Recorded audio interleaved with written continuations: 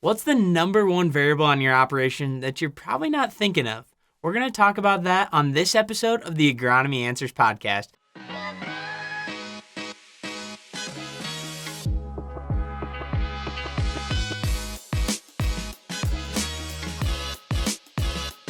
So I invited the Hefty Naturals brand manager, Matt Thompson, to join me. What's this one thing? Is it something that people are thinking about? Water? Does anybody think about water? Is water just water? That's what this is all about today, Zach. My argument is the number one variable on everybody's operation is their water source.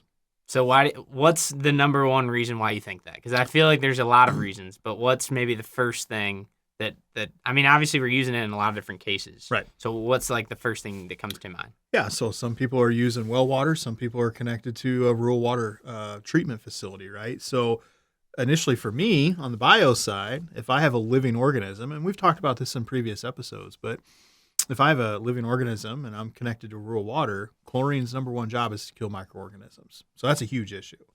But if we get into the well water situation and I have a well that I've drilled into a high area of calcium or high area of magnesium, that's obviously going to put more calcium magnesium in my water source. So now that means that I have bigger issues with potential herbicide tie-up, insecticide tie-up, variability with pH.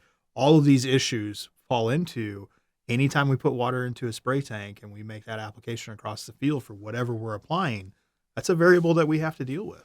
Yeah, now we've talked about a little bit on the biological side, but on the herbicide or insecticide or fungicide side of things, that's a lot more applications with all of those products. When you hear that it might change what might happen, what are the things that you're giving up? Let's say the water source is affecting the product. Is it not going to work anymore? What happens? That's a great question, right? So we all know that if we have high pH, right, or high levels of calcium magnesium in our water, which can lead to higher pH, if we spray glyphosate, that hard water ions is going to tie up that glyphosate because it's a phosphorus-based material, glyphosate, being a negative charge. So that calcium and or magnesium or iron, for that matter, is going to tie up that chemistry. So we add things like ammonium sulfate to the tank, AMS, dry pounds of AMS. And so the standard recommendation is, 17 pounds of AMS per 100 gallons of water.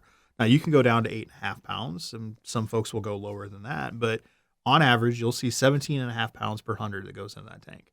What happens during that process is super interesting. So you have ammonium sulfate, which is basically a nitrogen source protected by sulfate.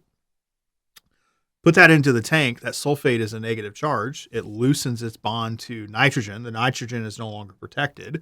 The sulfate then binds to calcium and it binds to magnesium, which we see an initial drop of pH in the tank.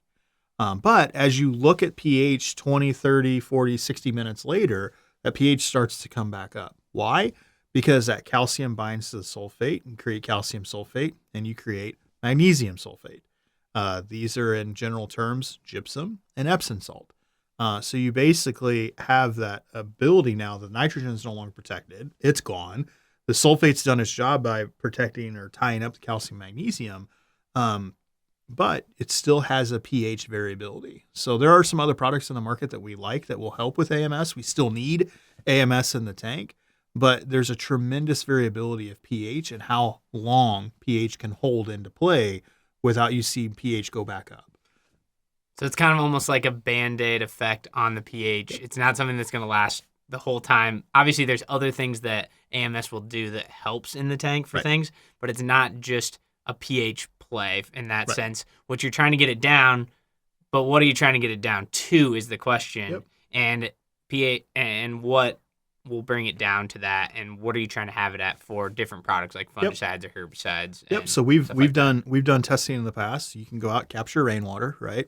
Take the pH of that rainwater source. On average, you're going to bounce anywhere from 5.5 to the lower 6s, but more likely than not, you're going to be in that 5.5 range. Plants pH internally in the plant. As the plant's pH gets higher or the plant gets taller, the high end of the plant, that pH will be different than the pH of the lower end of the plant.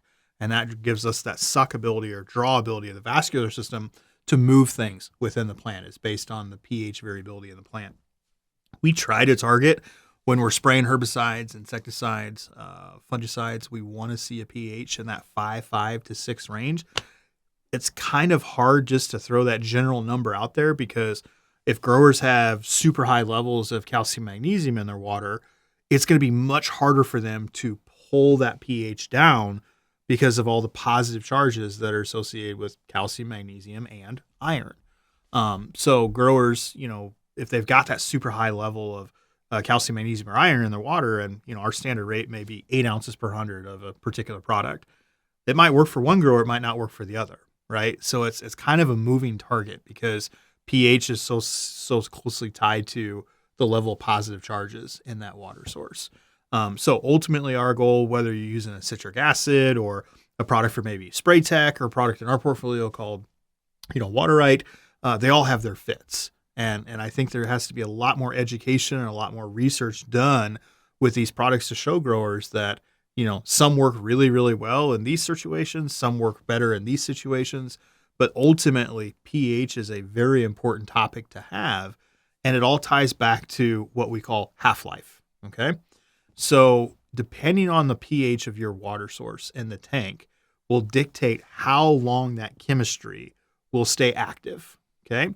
So you see things on a SDS or an MSDS sheet that says what the half-life of these particular products are. So if you have a pH in the tank of 7.5 and you should be at a 5.5, that 7.5 might take your half-life and cut it in half. It might cut it in 2/3. There are certain insecticides like organophosphates that we have to be incredibly careful about with high pH. But there's also fungicides too, where we've run into situations. I can think of a grower in Iowa last year where we mixed a tank of fungicide that sat in the tank for 3 days. The difference between the first day timing and the day 3 timing was over 40 bushel for that grower. We learned after the fact that the fungicide that was in the tank, there was basically nothing left. And the reason why is that it completely degraded the active chemistry because the pH of that tank was too high. So for growers that are spraying, a tank every hour, maybe 2 hours, I don't know how critical that we really need to think about pH. It's important, don't get me wrong. But if we get rained out, right, or we get a situation where we're mixing a couple thousand gallons and it's taken us a full day to pull from that, I think we got to be much more focused on pH. Okay, so now you just got me. Now it's like you're getting worried as us on the farm because the product might not be working how you want it to be working. Right. But it all depends on what your water source is. So how are you testing that? Just with a pH tester? Are you sending in samples? Yep. How do you actually test it? Yeah, so interesting enough, you can absolutely take water samples and send it off. From a rural water facility standpoint, there's a lot of consistency in that water where we don't see a lot of change in pH. We don't see a lot of change in carbonates and bicarbonates. When we get into well water situation, though, it's wildly different. You're pulling from groundwater. Depending on how much it rains, depending on how big your aquifer area that you're pulling from is available, how quickly you can refill that, you will absolutely see a change in pH. You'll see a change in the level of calcium and magnesium in that water source. So we like to try to test it as much as we can. Now, you can go to Amazon and buy a pH tester, $15-17. That's a good start of seeing where is my pH and how important is that. For us in southeast South Dakota, I had to think about that for a minute. Our pHs are going to be anywhere from an 8.5 to a 9. We definitely, especially on the rural water side, have a lot of pHs in the 9 range. Now, is it easier for us to drop that pH in a rural water environment? Yes. And the reason why is a lot of that calcium and magnesium is filtered out at that treatment facility. You can sell it as water treatment lime, right? The reason why is you're pulling all that calcium, magnesium, and other heavy metals out of the water. So it's easier for us to bring a higher pH down. Whereas if we're in a well water situation where all that positive charge energy and calcium, magnesium, and iron is, you got to figure out a way to buffer that. There's a lot of different products in the market. Some of them work better than others. And like I said, I think we have to do more work on that. But I want growers to understand the reason why pH is so important. Number one, uptake to the plant, but number two, half-life. And I don't think we have done a good job as an industry talking about what half-lives are for products. So that's on the pH side, but what about on these heavy metals like magnesium and calcium? Those tie up things in the soil, but do they tie up products in the tank too that's separate from this pH conversation? Yeah, I mean, they're somewhat hand in hand, right? I mean, the more positive energy you have in the tank, the higher your pH goes, and we see that happening with calcium, magnesium on soil tests, right? Free line, right? Too much calcium will absolutely affect the pH. So similar ideas that happens in the tank. You know, we care very much on the bio side, where if we're running a micronutrient or we're running a biological product that has a fertilizer in it as an inert ingredient, we want to make sure that that is tied up before we put that product into the tank, or that active or inert ingredient is going to get tied up onto that. So, and then you're not getting into the plant, and then the bios don't work, and it's our fault because that product didn't work. So, we've done, I think, a much better job over the past 5-6 years of trying to educate growers on the bio side of how important their water source is. I would tell growers that it's kind of a double-edged sword. What I would say the best way to fix your water is with RO, reverse osmosis. But then that leads to the next problem of, if you have a reverse osmosis system, at best, you're maybe getting 80% efficiency. So you're running 1,000 gallons of water through an RO system, 200 of those gallons are going to go off as waste. And what a lot of growers will do is they'll bury a tile line through their field.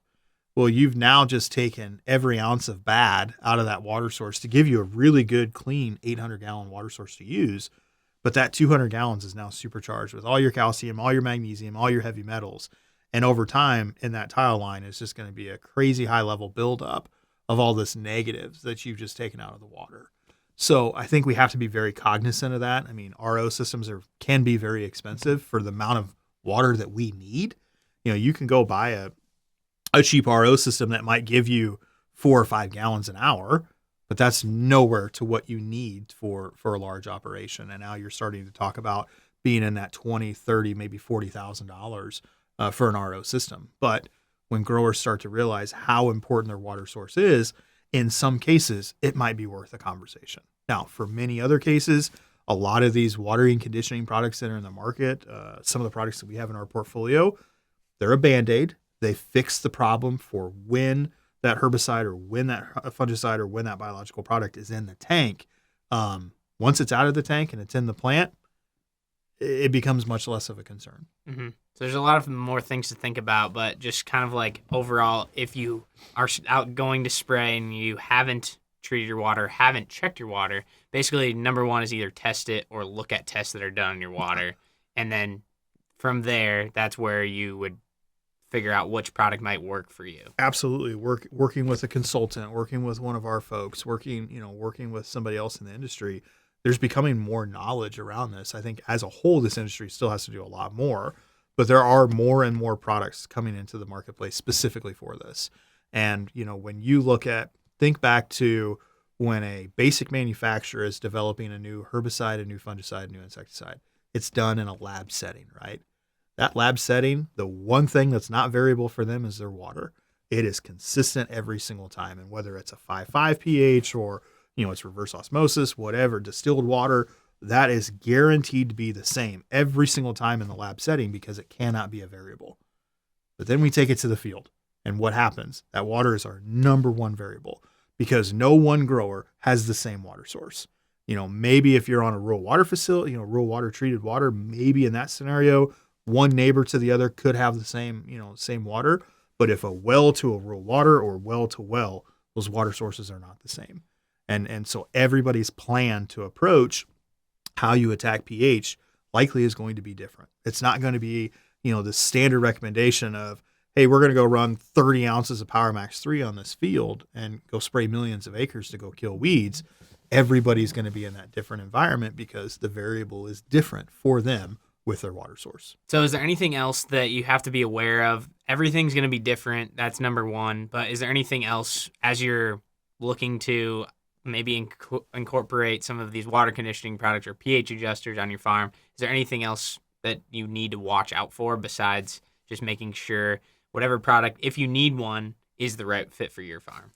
Yeah, I think just ask lots of questions, number one. And I would say not only to the water people, but also to your folks making herbicide or insecticide recommendations. Like you can go today, look at an SDS, look at an MSDS, and look at what the half-life is and what the pH range is. That information is accessible. And I think it bodes well for growers to understand their environment, what risks they may have. If you're going to go spray an organophosphate, you might have 4 hours before you get to the half-life of 50% active in that tank. And for me, if I'm paying for 100% of a product, I want 100% active. So understand that half-life means there's 50% left of that product active in the tank. I'm not good with that, right? I want to make sure that I have the best case scenario for the product that I'm trying to apply, that dose is going out there to kill whatever I'm trying to go kill. Yeah, that's great stuff. Thanks so much for joining me on this episode of the Agronomy Answers podcast. Thank you for watching or listening to this episode. Leave a comment, like, subscribe, and we'll see you next week.